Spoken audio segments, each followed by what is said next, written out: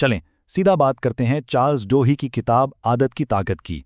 ये किताब हमें बताती है कि हमारे रोजमर्रा के कामों के पीछे साइंस क्या है। तो आज हम यही देखेंगे कि ये किताब आदतें बनने और बदलने के बारे में क्या कहती हैं। तो शुरुआत करते हैं एक बहुत ही बुनियादी ख्याल से, वो ये कि हमारी जिंदगी का कितना बड़ा हिस्सा ऐसी ताकतों के कंट्रोल में है जिन्हें हम देख भी नहीं पाते।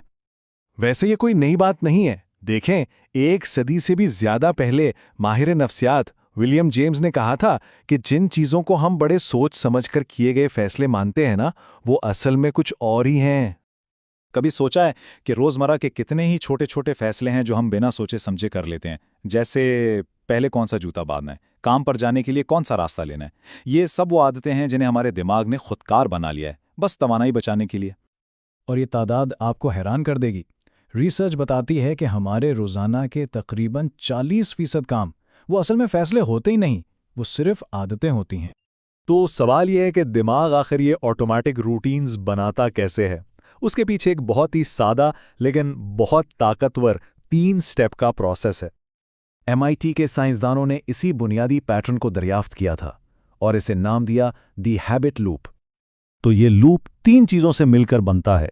पहला है क्यू यानी इशारा। ये वो ट्रिगर है जो दिमाग को कहता है कि चलो ऑटोमेटिक मोड में आ जाओ।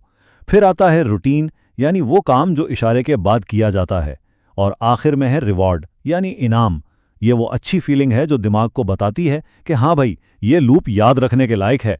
और वक्त के साथ यही साइकिल खुदकार होता चला जाता है। इससे बेहतर तौर पर समझने के लिए एक क्लासिक तजुर्बे की मिसाल लेते हैं जिसमें चूहे और चॉकलेट शामिल थे। अच्छा, तो सबसे पहले चूहे को एक खास क्लिक की आवाज सुनाई देती है। यह है ट्रिगर यानी हमारा क्यू।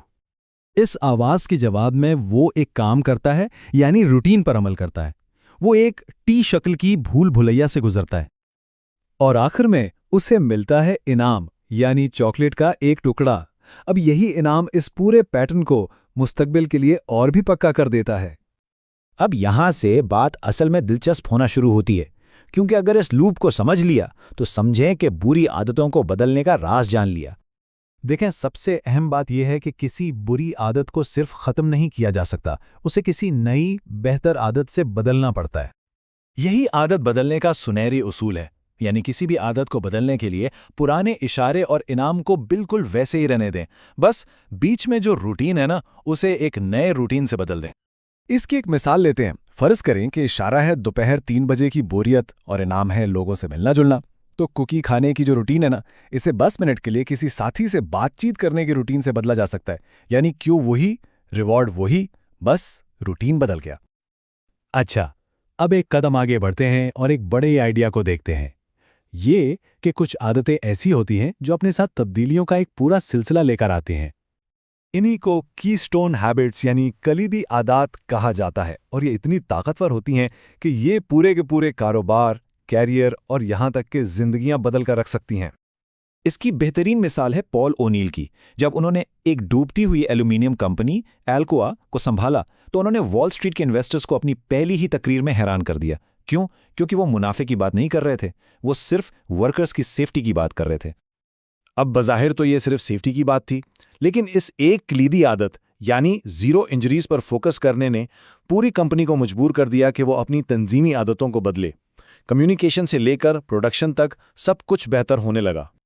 और उस एक कलीदी आदत का नतीजा शानदार था। जब तक पॉल ओनील रिटायर हुए, अल्कोआ की मार्केट वैल्यू उस वक्त से 5 गुना ज्यादा हो चुकी थी जब उन्होंने शुरू किया था।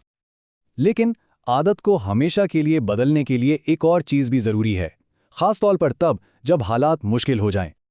और वो चीज़ है यकीन। किसी भी आदत को मुस्तकिल तौर पर बदलने के लिए लोगों को ये मानना पड़ता है कि तब्दीली मुमकिन है। और ये यकीन सबसे मजबूत कब होता है? जब आप अकेले नहीं हो, या अक्सर एक कम्युनिटी या ग्रुप में पैदा होता है जहां दूसरों को कामयाब होता है देखकर हमें भी लगता है कि हाँ, ये तब्दीली मुमकिन है। तो इस किताब का सबसे बड़ा सबक यही है कि जब हमें इन गैर मरी आदतों की समझ आ जाती है ना, तो उन्हें बदलने की ताकत भी हमारे अपने हाथ में आ जाती है। हमारी आदतें वही होती हैं जो हम उन्हें बनने देते हैं। तो सवाल यह है कि आप क्या बदलने का इंतखाब करेंगे।